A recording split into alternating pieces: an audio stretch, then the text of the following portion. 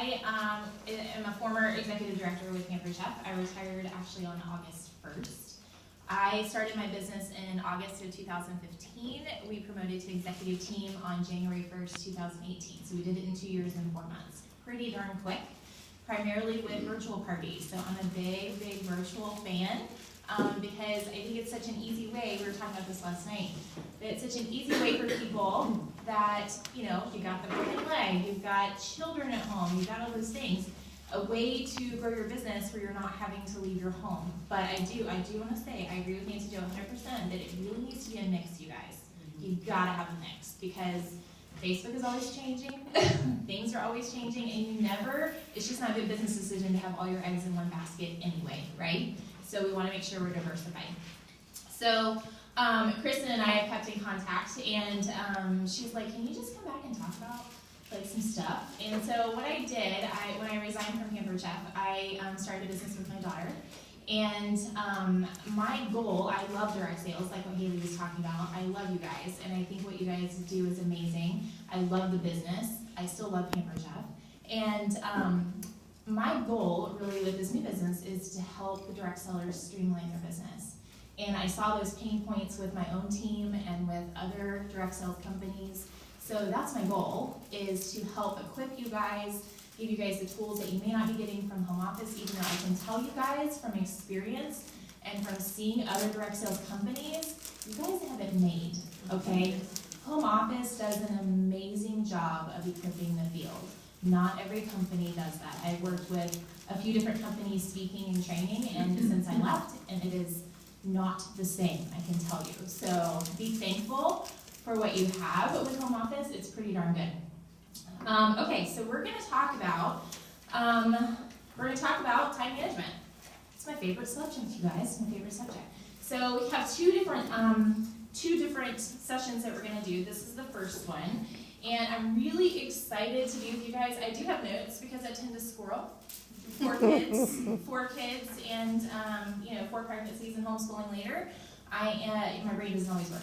Okay, so this is going to keep me on task and keep me organized so that I don't end up on a rabbit trail, down Pinterest or something like that. So as a homeschool mom of 4, I am well acquainted with a full and busy life. We do lots of things. We do Cub Scouts, we do church, we do all the things, literally all the things. And I do have a question for you. How many of you guys struggle with time management? Raise your hand. It's okay. Raise your hand. Okay. So the people that didn't raise your hand, how many of you have a struggle with lying? You guys, there's only 24 hours in a day, right? So we all struggle a little bit with trying to figure out where do we spend that 24 hours? How do we make the best use of it? And I think the problem with time management in general is there are only 2 finite resources that we have, and that's money and time, right? So it's always been a struggle to figure out what do we do with our money and what do we do with our time. Sure, you can work more to make more money, but then you butt up against that 24-hour limit, right? So that's something that I feel like a lot of people struggle with money, and a lot of people struggle with time because those are only 2 things that we have limited resources of. So these sessions are going to be pretty different. I promise they're going to both be chock full of information, but this one's going to feel more like a shotgun approach. I'm going to rapid fire a lot of stuff at you guys. We're going to walk through top 13 time wasters that I've identified personally, that I've identified with my team and coaching and training other people. And to cover 13 things in 1 hour, we're going to have to move pretty quick. I do talk fast. I apologize in advance. I consciously try to talk slow, but sometimes it doesn't translate. So if I say something you're like, I have no idea what you just said, just raise your hand and be like, can you repeat that? Because I can repeat it, no big deal. So make sure you have your pens ready to go. We are going to leave some time at the end for Q&A if you guys have specific questions about what we're covering now. And then this afternoon, later this afternoon, we're going to be digging into less topics, but we're going to go a little bit deeper into some systems and some strategies to make sure that you're maximizing your time and being a lot more efficient. So we're going to be helping you put those in place. So before we get to our top time wasters, hold on, I'm going to advance the slides. Before we get to our top time wasters, I do want to talk about 2 different words. And when we think about time management, there are 2 different words that we use. We use the words productive and we use the words efficient. And when we look at the definition, productive means having the power of producing. I hate when dictionaries do this. Like they use the word in the definition of the word. I'm like, that makes no sense to me. So it's generative, creative. You're bringing something forth, right? You're producing something. You're making something. You're generating something. But look at the word efficient. Look at that definition. Performing or functioning in the best possible manner with the least waste of time and effort. You see the difference? So anyone can be productive given enough time, right? But it takes some skill and some diligence and some consistency to be efficient and to use that time in the best possible way. So efficiency just takes productivity and ramps it up a notch, okay? It's also my personal belief that being efficient is where you, as a direct seller and as a Camper Check consultant, you will start to set yourself apart from everybody else. You will get more done. You'll do it well, right? We've been talking a lot about this. So you're going to set yourself apart when you are efficient. It's also my personal belief that the time wasters we're going to cover are robbing you of your effectiveness in your business because you aren't as efficient as you could be. So you're more tired. You have less time for the things that truly matter, like your family, and you just aren't getting where you want to go in your business, okay? So these are in no particular order. Every person is going to have a pet time waster that is near and dear to them. It's like the stray cat that comes to your house every now and then, and you feel sorry for it, and you feed it, and it just keeps showing up, right? So when I mention a time waster, and you feel like I just punched you in the stomach, that's probably your pet time waster, okay? That's probably the one that just keeps hanging out at your house. Those are the things that you need to tackle and get under control first, because that's probably where you're leaking the most time, all right? I also want you to know before we get started that I'm going to be unapologetically direct about what I see happening with small business owners and direct sales, okay? I have coached and I've trained more consultants than I can remember while I was in the field, and I've coached many high performers after leaving the field, and I've seen consistent themes pop up all the time. So I am going to step on your toes at some point during this session or the next one, so just get ready. Just get ready. Okay? Do y'all have goosebumps? Like, goosebumps are already flaring on me. But here's the deal, you guys. I would not be living my why if I wasn't honest with you today, okay? I would not have integrity if I had information that would help you and I didn't give it to you. So that's my job today, all right, is to give you information that's going to help you in your business. You guys ready? Yes. All right. You sure? Yeah. All right. Time waster number 1, constantly checking email. Ooh. Oh, I already did that. My job. Okay, I know we all love those order emails, right? Especially when we can get an email and respond to it right on our phones, right? And we're constantly refreshing to see if that one hostess finally got her stuff together and got that order submitted. Or is that our party ever going to qualify? And what about the girl last night that said she was going to sign up? Has she signed up yet? Where's the email? Right? We're constantly on our emails. And I found some stats that I think you guys need to see, all right? So these stats are for the average American employee and were released within the last couple of years. I realize that you guys are not the average American employee, but I'm going to bet that you might still look like one. So one study showed when you're constantly fielding emails, you lose 10 IQ points. That's the same as losing 1 full night of sleep. You ever stayed up all night? What? You ever stayed up all night? You're like a zombie the next day, right? That's what we're doing to ourselves, you guys. The average employee checks their email 36 times per hour. It takes the average person, after you've gotten done fielding emails, incoming emails, handling them, it takes 16 minutes to refocus your time, to fully refocus. Right? When I saw these stats, I was like, whoa. Yeah. And then let's talk about the productivity cost. Okay, spam costs the average employer $1,250 per year per employee. Think about what that's costing you in your business, right? Unnecessary emails, $1,800 per year per employee. So that's $3,000 per year per employee. That's a lot of money, you guys. As a small business owner, that should make you kind of twitch a little bit, okay? It's ridiculous. So when you're checking email, you have to have set times that you check your email. And you guys, this happens all over the place. It's not just you guys. I'm coaching my husband right now, which is a crack up, by the way. Because he is ping-ponging back and forth. He's the CIO of a medical software company, and so they're on Skype, they're on email, they're on Slack, they're on like doing all these things. And I'm like, dude, you're like, I work across the desk from him. when I'm in my office, and I'm hearing him ping-ponging. And I'm like, dude, you gotta stop that. Like, you're not getting, he's like, I don't feel like I'm getting anything done. And I said, you realize that's kind of my jam, right? So he's like, I need to get on your calendar. So we had a coaching call. I didn't charge him, don't worry, I didn't charge him. Okay, so we're gonna dig into the email thing a little bit later in our next session, but I want you to watch, here's something you should watch. Watch how many times you've checked think about how many times you've checked your email since you've been here. How many times have you like slid it down to refresh? Oh, Anne's just like, I didn't. I turned it off, good for you, girl. Yeah, so you've gotta think about that. How much time are you wasting? And most of the planet, okay, does not expect you to respond quickly to email. Email is not an emergency. Think about it. If there's an emergency, what do? They call you. Email is not an emergency, you guys. There's no reason to keep checking it. There's just no reason. So we have this crazy belief that we need to respond to stuff as soon as it hits our inbox, therefore we're constantly checking it. So bottom line, this is costing you more time and money than you know. Okay? Time waster number 2. You guys feeling okay after that one? Distractions. The same study that I mentioned earlier said the average employee has 56 interruptions per day. So that's 7 per hour, 1 interruption every 8.5 minutes. Do you have children at home? Mm-hmm. That's the distraction, right? You guys know what I'm talking about. Okay? This one was really driven home to me when I finally got an office.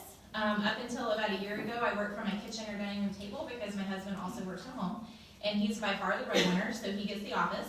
And I foolishly told myself that I could work from anywhere. I could work from anywhere in my house. But you guys remember I have 4 kids and I homeschool, right? Yeah, not so smart. And they're home all the time, right? So they're always there. So you can imagine the time that I lost with those kid distractions or the laundry or the random solicitor walking up to the door. So when I shifted to an actual office, my efficiency went through the roof. Okay, I was working less, I was getting more done because when I stepped into that space, I was in work mode. I didn't play games, I didn't goof off, there was no TV on, it was just work. So where is your workspace right now, you guys? When you think about your physical workspace, it needs to be a place that is free from distractions, like laundry, dishes, house updates. It's where you just work. So if I'm planning to watch a movie or goof off, I don't do it at my desk, right? That is only for work. So my brain, when I step into that space, mentally shifts when I sit down at my desk. My body knows that we're gonna work here, we're not gonna play. This is not playtime. And I realize it can be hard if you don't have a workspace, if you're limited on home space, and that's okay, that's a separate room, that's fine. But when you get home, I want you to take a look around your house, take a tour with your spouse or your children or whoever lives in your house, and see where there might be a corner or a closet, literally any space big enough for you to put a small desk or a table where you can turn your back to everything else that's going on, okay? If you have children, this is also a great way to signal to them that mom is working, okay? This is a great way to signal that. I have trained my kids that when I step into that space, they better not interrupt me unless they're bleeding or the house is on fire. Yes. Okay? And for the most part, they respect that. Now, if you have little people, my kids are a little bit older now, but if you have little people or a very needy puppy, you could set up a space within your office that they can play with special toys or games only during mom's work time. Okay, put them in a little corner and let them do their thing, right? Give them a little pretend computer and let them work too. Give them a phone, right? So that's just the physical distractions, right? The laundry, the dishes, everything else. Other distractions come at us digitally, right? Phone calls, Facebook Messenger, email. We're going to talk about batching and time blocking a little bit later, but you must discipline yourself and shut down the distractions. So when I'm working, my phone is silent. I'm not looking at my phone. My browser tabs are only open to the things I'm working on. My email is closed unless I'm responding to email. So when you sit down to work, whatever the task is that you're working on, every other thing has to be shut down and turned off. Not just minimize, but just get rid of it. My husband, like I said, he's a medical software guy, and so when I looked at his computer, he had like 50 tabs open. I'm like, my heart started to palpitate. Like, I was like, what are you doing over there? So, you guys, shut it all down. Shut it all down, okay? Number 3, having no time boundaries. Here we go. So my son is studying ancient Rome right now, and we're reading a book called City, and it's about how Romans designed, planned, and built cities. So the engineers came in, and they had very clear boundaries of where everything would be within the city. There were walls, really tall walls, that were built to protect the city from the outside. They were very strategic of where they put the gates, the portcullis, the towers. They had clearly defined boundaries. So now I was reading it this week with him, I realized that this is what we need in our businesses, right? We need walls, really big ones. That's what we need. So when you look at this city, most of it, like look at the outside. It's a lot of walls, right? So that's a lot of walls. There's only a few gates. Look at that. There's only a few gates to let stuff in. You guys, we've got crap crawling over our walls all the time into our business. Okay? You've got to build a wall and then defend the wall. Make sense? If you're not putting protections up around your time, like what would they do if somebody tried to climb over the wall in ancient Rome? They would shoot them. They'd be dead. Right? I'm not telling you to kill people. That's not what I'm trying to tell you. I'm just telling you, you have to defend the wall. You have to. So what does this look like in your business and your family? Does your phone go to the dinner table with you? Okay. Are you responding to messages while your kids are trying to talk to you? Are you fielding questions when you're on date night? Okay, so we'll gut check there. When we look at our time, just like that Roman city, there must be clearly defined lines that do not get crossed. If someone tried to cross the wall and get to the city, like I said, they'd be dead. So we need to have that same sense of importance around our time. Okay, things and people will always try to climb over the wall and get into places that they're not supposed to be. It's our job to defend it. And later today, like I said, we're going to dig into some time blocking and batching, so some strategies there. But you've got to build the wall. Okay? Multitasking. This is my favorite. Because I love when people say, I'm so good at multitasking. I'm thinking, no, you're not. No, you're not. Okay? One of my favorite books on efficiency is Eat That Frog by Brian Tracy. It's, I have it up here if anybody wants to check it out, but I brought them with me. The thing I love about it is it's very short chapters. Each chapter is only like 2 to 3 pages, so even though I've read this a couple of times, I still use it as a reference. If I'm struggling with something in particular, I go back and use this to look at. So it's very, very good. I highly recommend that one. He says some people believe that they can engage in multitasking, going back and forth between important tasks. But people can focus on only one thing at a time. What they're doing is called task shifting. It's not called multitasking, it's called task shifting. So you're shifting your focus back and forth, like swinging a searchlight from one object to another. Okay? So you might be thinking, but Mary, how do I get all the things done if I don't do all the things at once? I have way too many things to do in one day. Well, first of all, you need to be clear about your goals. Nancy Jo talked about this morning, right? Being clear about your goals and where you're headed. If you aren't clear about your goals and what you want to accomplish with your business, then how do you know what you should be working on? Right? We don't know. Once you have your goals clearly defined, you have to decide which task is moving you closer to that goal. Which thing on my crazy long list of things to do will move me closer to the goal? Then tackle the most important thing first. Sometimes those things are time sensitive, sometimes they have like urgent deadlines, people are waiting on you, and sometimes they aren't. So one thing I do is I break down my monthly goals into weekly chunks. What do I need to do each week to help me hit that goal for the month? So keep in mind my monthly goals have been broken down from my yearly goals. Again, we're just breaking it down into bite-sized chunks, you guys.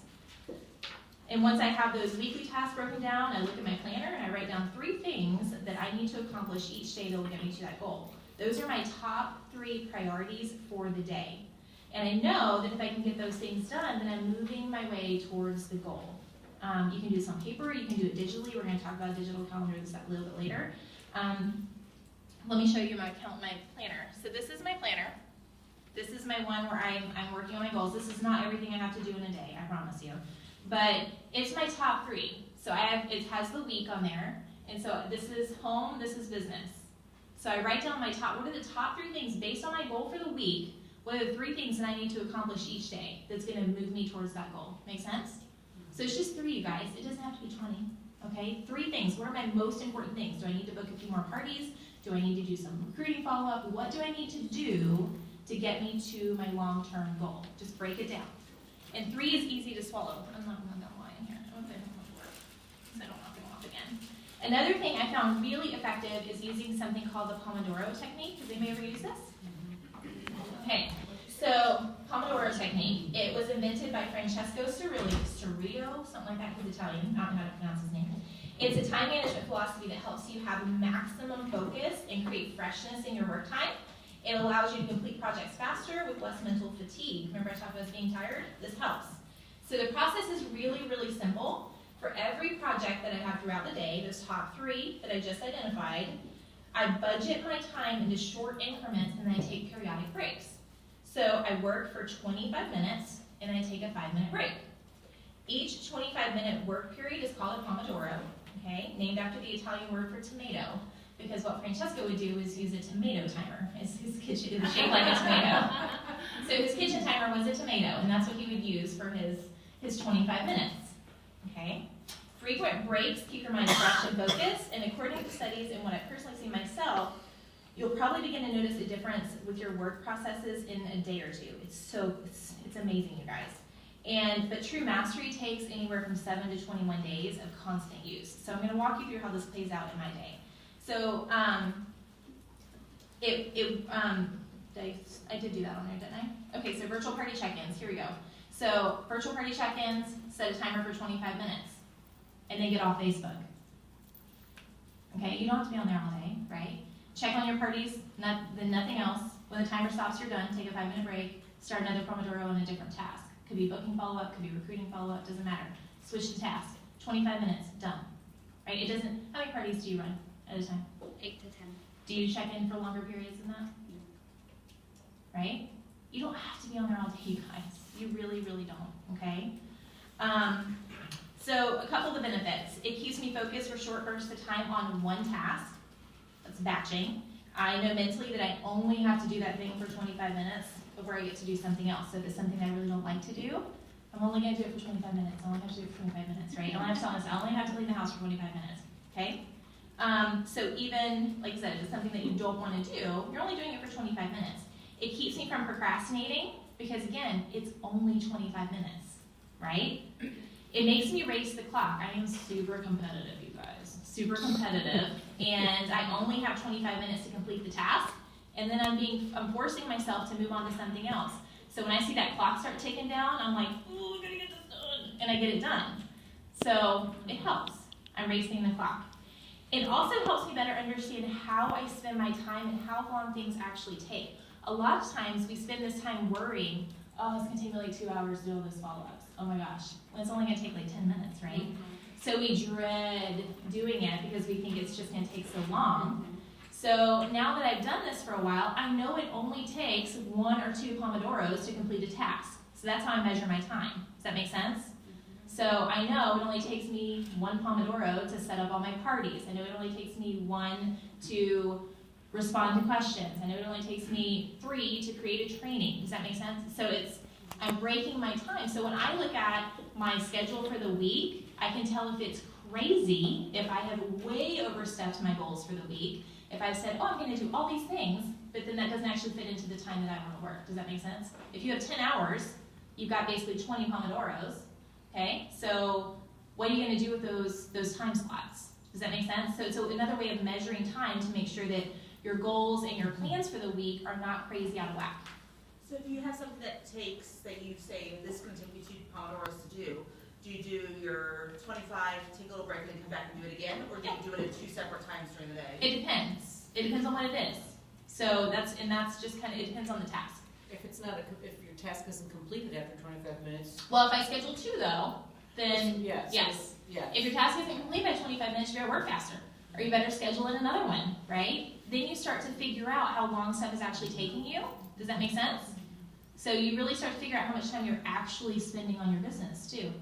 Because sometimes we say, I work all the time, when in reality, we're not really working all the time, right? You guys have said that before, I can hear the giggles. Okay. All right, number 5, indecisiveness. You guys, this one makes me a little bit crazy, okay, I'm not gonna lie. I am naturally pretty decisive. I can make decisions quickly, pivot quickly when I need to, just keep on moving. I see so many people worry about whether one decision or another is the right direction. Think about that recruit that just won't sign with a $39 kit. You're like, dude, it's $39. right? Think about that person. That's the indecisive person. So meanwhile, they waste so much time and energy when they could have picked a path and been done. They could have just picked a path and been done. But they never actually get to the point that they're making a decision. All right? I saw this happen to one of my leaders when we were working on earning the trip to Puerto Rico, which turned into the trip to San Diego. I was chatting with her around mid-October, and we were looking at her trip points. We did the math because I love the mapping. And I saw that if she continued at her average points per month, which were really strong, she would still come out short for the trip, okay? So we brainstormed ideas, we worked through a plan. Y'all, she spent the next 6 weeks peppering me with questions about this event or that strategy and spent hours upon hours asking me if I thought she should do something instead of just doing it. Okay, every single time I responded with the same. It came down to the question, how bad did she want the trip? You know, how bad do you want it? Was the extra effort worth it? In my opinion, yes, it was. It was a great trip. Because once you actually make a decision and do something, then you know for sure if it works, right? If we sit back and wait, like the virtual parties, if you never try it, you don't know if it works. If you're tweaking, if you're going live, if you never try it, you don't know what's going to happen. Just jump on live. Okay? That's all you have to do.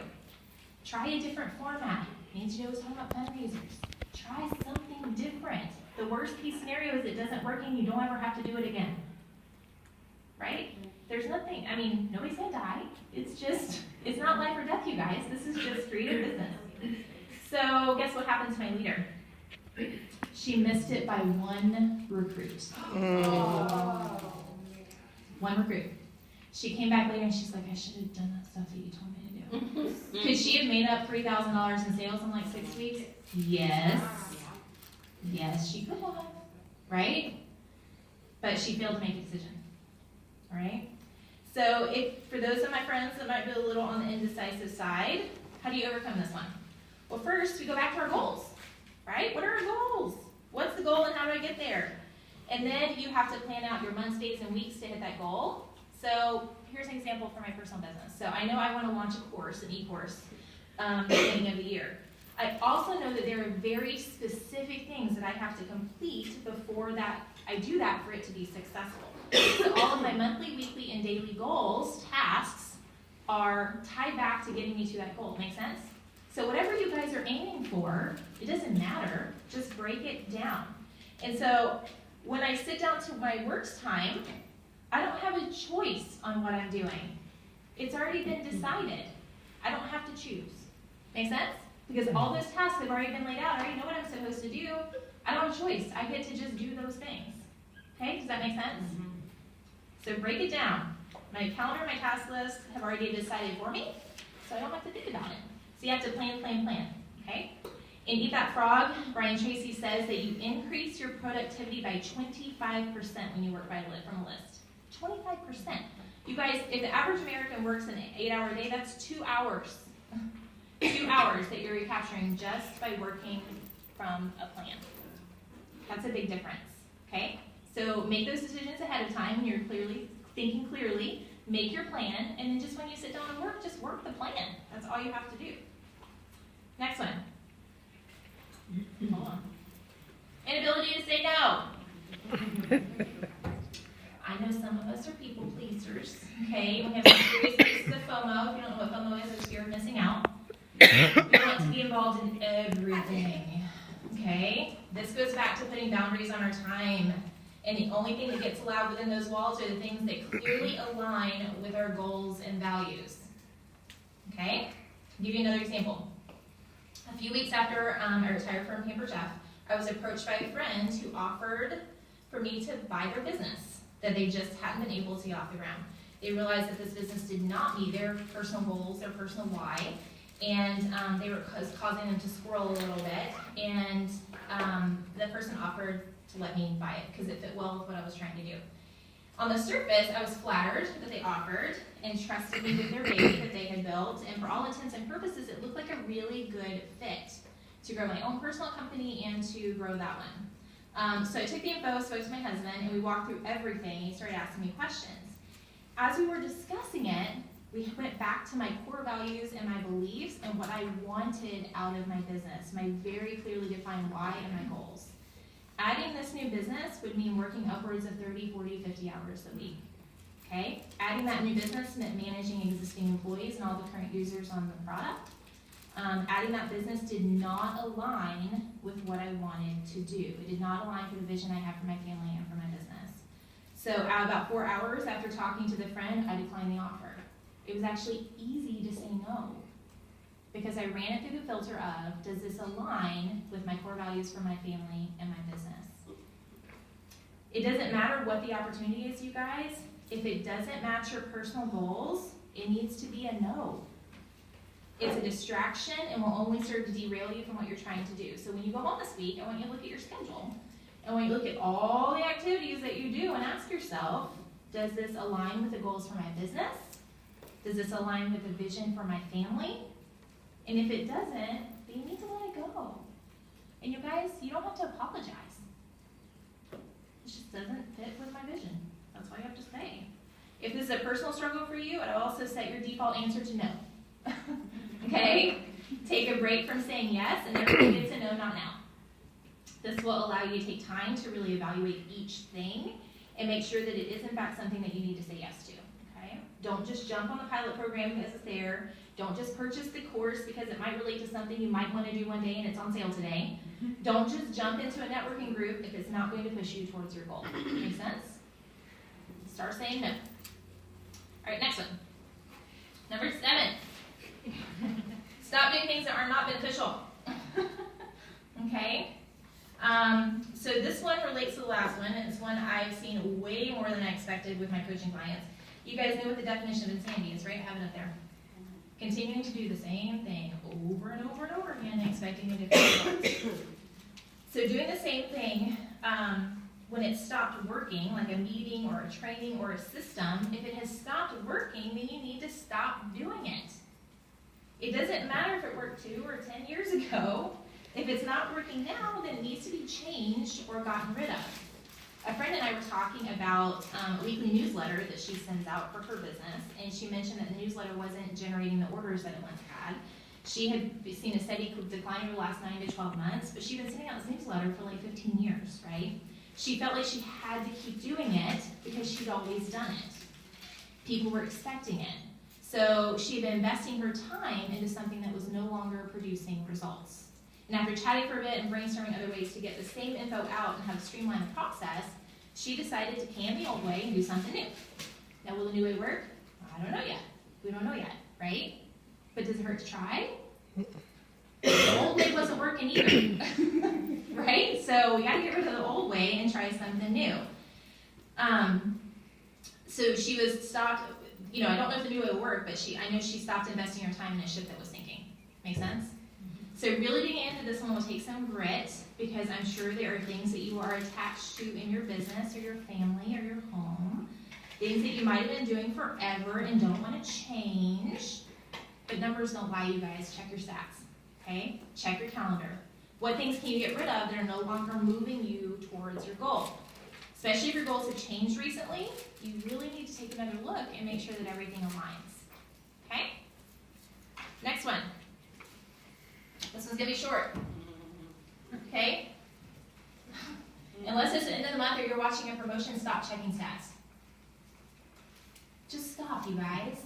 It's not income producing to constantly check stats. You see what I'm saying here? Do something about the numbers instead of waiting for them to magically change. Okay? Disorganization. Woo, this is a good one. Okay. So don't you hate it when you can't find that one thing that you know you have and you put it in a safe place so you wouldn't lose it, but you know you can't find it? Does that only happen to me? So you take your house, your car, your office part looking for the thing. I get it, y'all. We have lots of stuff in our homes and our offices. We have lots of things that we need to keep track of. But disorganization and clutter cost you mentally, physically, and financially. I personally prefer a pretty organized home. With 4 kids, I need to be able to find stuff. If I can't find stuff, it's just chaos.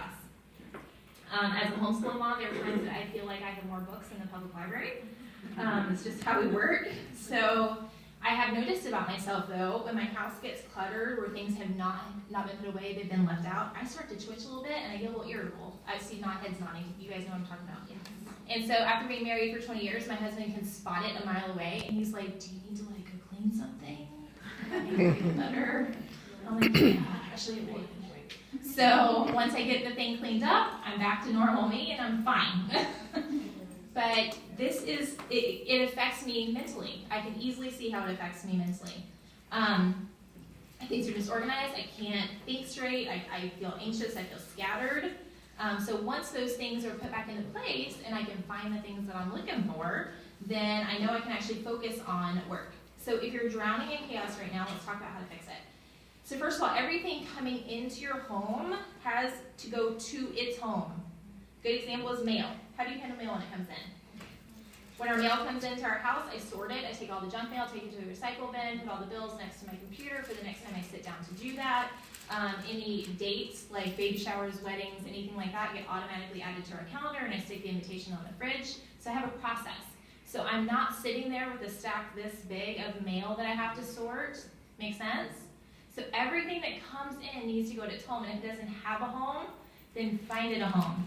My kids use that word now. They're like, I'm like, where's this home for this thing? And they're like, Mom, it doesn't have a home. Like, so they use the word home for everything. I'm like, go put it in its home. So think about everything that you've got coming into your house, right? What do you do with that? Clothing. We're doing laundry. Do you put the laundry away or do you let it pile up? Right? If you're drowning in clutter, stuff that you don't need, don't want, should be blessing someone else's house, you need to get rid of it. You cannot organize clutter, right? I'm going to give you some permissions right now. If there's something in your home that is no longer blessing your family in some way, it's okay to let it go. It's okay to let it go somewhere else and to bless someone else. There's nothing wrong with that, you guys. There's really nothing. If you need help with your home, I highly recommend Sync Reflections. It's up there by Marla Silly. And this is a system I've used in my own home for about 15 years, and it works, especially if you have little people at home. It's about batching, and it's about really streamlining that system. Disorganization also applies to our time. We can't expect to get anything done if our time isn't organized, and we're going to dig into that in just a little bit. Touching things twice. This one goes along with disorganization. When something comes in, needs to go to its home, like we talked about, not to a pile. Early last year, I hired a professional organizer to come in and help me think through some spaces in our home that really need to be reorganized. Our kids had kind of moved on to a different stage of life, and I couldn't really process how to make everything shift. And one thing she said was, she said that when she goes into offices, that she makes them wear gloves to sort through their stuff. Because she said the more times you touch something, the more attached you are to it. And so when you're sorting papers, especially, you guys, think about how much you shift papers around, and you keep moving those papers and moving those papers, you're like, well, I need to keep that, I need to keep that, I need to keep that. And really, it should have been thrown away when it came into the house, right? So the less you touch something, right, you're not attached to it. So think about this for a second. When you're shopping for clothes, what do? You touch it, don't you? And the more times I touch a really soft shirt, it's probably going to end up in my car, right? Because you touch it and you feel it. So this came home to me when, I guess it was about a year ago, my youngest son and I, he's 9, we were at Universal, we were doing family vacation, and my older kids and my husband wanted to go back into the parks, and my younger son and I, we were just like, I'm done. And so I said, hey, do you want to go to Disney Springs, downtown Disney, whatever you want to call it, and go do some shopping, because he's 9 and money burns a hole in his pocket. And we had some Disney gift cards that someone had given us. And so we go into the store. I wanted to go to the Vera Bradley store. I like the Vera Bradley store. And I'd seen this really cute, it's down there, Kristen, if you want to pick it up, this really cute Mickey print. Do you see my purse? Yes. Okay, this really cute Mickey print, right? It's adorable, right? Okay, so I go back in because I have the gift cards. I go back in. I touch it lots of times. It's so cute. And it's so soft because it's brand new, you know? And my son, of course, is playing into the whole thing. He's like, Mom, that's so cute. You should totally just get it. And so I'm standing there staring because I'm really not attached to stuff, you guys. Like, I care less about stuff. And so it's hard for me to spend the money because I'm just like, it's a purse. It's another purse. And so I decided, okay, I'm going to get it. I have the gift cards. I pulled the trigger, walk up to the checkout. I don't have the gift cards. They're somewhere else, I don't know where they are. I texted my husband, like, do you have to get cars? He's like, no. Later I found them in the car, which was all the way back in the parking garage, which I wasn't gonna walk back to. So I literally had this mental dilemma standing there at the checkout, because I had already touched it, like, lots of times. Like, I owned it, it was already in my house, right? You know what I mean? It already had my wallet in it, already had my, you know, like, I owned it mentally. I ended up buying a purse with cash, you know, but it was interesting to me because it drove home this point that she had, that the more times I touched it, I literally owned that bag in my mind. So think about that stuff that's in your home that you just keep moving from place to place. Do you actually need it? Sorry, Patty, am I stepping on your toes? She's like, it's so drowning on me. Okay, we'll move on to that one. So stop touching stuff. Okay, just put it in its home and be done. All right, next one. Aiming for perfection. Okay, this is my personal time waster, you guys. I'm a perfectionist. I want to be right before I let anyone else see it. This one wasn't driven home to me until I started reading Do It With Scared by Ruth Soka. In her book, she breaks down what she calls the fear archetypes. And I'll be honest, I almost didn't read the book because I'm not normally a fearful person. So I was like, this doesn't really apply to me. But I like Ruth, and so I read it. I read the book and I took her cute little assessment. And it turns out that I'm a perfectionist procrastinator. Who knew? Who knew, right? Here's what she says about this type of person. Because if you're like me, we can be friends. We prefer order and organization and tend to be good at creating systems. We're often focused, driven, diligent, and possess a strong work ethic. We're task and results oriented. All that stuff sounds really good, right? You're like, yeah, I want to be that. Well, listen to this. What I learned was that my fear of not getting something right was causing me to procrastinate. You see, the perfectionist never feels like anything is ready. We like to spend a lot of time researching and planning before we actually execute. I also learned that if I allowed myself to procrastinate long enough, it would cause me to be overwhelmed with too many things to do, which eventually led to paralysis, where I didn't even know where to begin. So for all of my perfectionist friends in the room, done is better than perfect. Who's the author? Ruth Soka, S-O-U-K-U-P. It is okay to make mistakes, you guys. It's okay to put something out there and then have to go back and change it. The best way to deal with this type of time waster kind of sounds like some of the other things we've been talking about. You might start to see a pattern by what I'm saying. Clearly define goals that are written down with a deadline. All of those tasks that we put on our list must have a hard and fast due date. I actually started, once I read her book, and she has chapters that kind of break down each archetype and how you can deal with each one. And the assessment's free on our website, it's really good. So I started imposing punishments, not like really bad punishments, but I started imposing consequences. We'll use that word instead, consequences.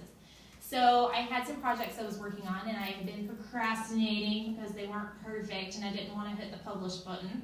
And so I had a massage and a pedicure scheduled for a Friday, and then I had date night scheduled for the weekend. And so I said, okay, if I don't have this much of the project done, I can't go get the massage and the pedicure. Okay, I got it done. And then I told I let my accountability partners know. I was like, okay, here's what I need to get done, and here's what I'm taking away if I don't, because I need to give myself some consequences. And so I told my husband, I said, if I don't get this stuff done, don't go on date night. He was like, oh, you're getting it done. He's like, we're gonna get this done, don't worry. And so he harassed me about it a little bit too. So this is the best way to deal with a perfectionist procrastinator. When you procrastinate, is just have hard and fast deadlines. And know that done truly is better than perfect. So action is the best way to combat this one. How are we doing on time? I don't even know. We good? Yeah. All right, let's talk fast. All right, doing everything yourself. We're on the last two. Doing everything yourself. So this is another one that's hard for me, perfectionist, remember? Okay? In the early stages of my business, I always felt like I needed to touch everything because no one was going to do it the way I do it. Anybody else? I hear you guys. I vividly remember a conversation with Julie Aldridge when I was in the lead program, and we had just promoted to the instructor team, and we had some serious momentum, and I was drowning, literally. And I had no idea which one was up. I didn't feel like I could keep stuff together. And she told me I need an assistant. I was like, all right, I always do what other people that are smarter and more experienced than me told me to do, so I did it. I got an assistant. That was life-changing, by the way. Once you let go of the notion that you're the only person that can do something well, it opens up all sorts of goodness in your business that you had no idea was missing. So when you're looking at all the things you'd like to do and need to do for your business, you need to ask yourself the question, do I need to be the one to do this? Or can someone else knock this out? Could I delegate this to someone else so that my time is freed up to work on the things that I can't delegate? So when I finally knuckled down and got an assistant, even just 1 to 2 hours a week, that was when my business and my organization started to explode. My assistant took care of the weekly and the monthly stuff that I didn't need to personally touch. She would put together happy mail, mail out post packets, send thank you cards, put together packets for vendor events.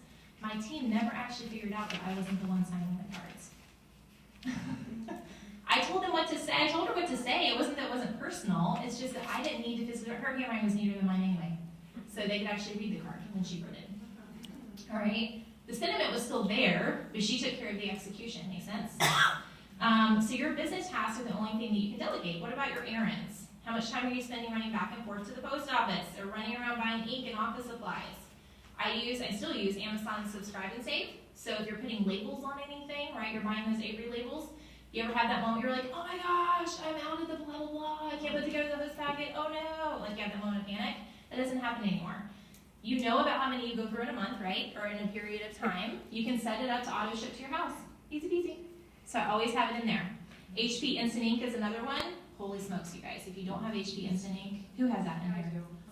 Oh, life-changing. Life-changing. Because you know you run out of ink when you're in a hurry to print out post packets or whatever and get it done, right? That's what happens. So HP Instant Ink, you can do packages as low as $2.99 a month up to, I think, $20 a month, depending on how many pages that you print. The magic of HP Instant Ink is your printer talks to HP and says, hey, this girl's run out of ink, send her some more. You never have to leave your house, you guys. It's amazing. And the right ink shows up. And the right ink shows up. You never have that moment where you bought the wrong ink. You save money. You save money. It's a huge savings, you guys. Huge savings. So HP Instant Ink. The other thing I used a lot was Stamps.com. I still use it to mail out Happy Mail. So this is something that it does cost. There's a subscription cost. I think it's about $15 a month. But I don't have to go stand in line at the post office. Our post office is situated in the worst possible place in St. Augustine. It is downtown, and it is hard to get in and out of, and there's always a line. So my time to get down there and out is worth way more than $15. Make sense? So it's easy for me to slap a label in there, print it, I load it up with postage once a month, however much I average each month, and then my assistant, she would have a login, and she would just churn through the labels, right? Okay? So you can delegate some of your tasks to your assistant, HP, Amazon, Stamps.com. You don't have to delegate to a person, right? We can delegate to technology. It can make us a little crazy sometimes, but when we use it correctly, it saves us a ton of energy. Oh, hello.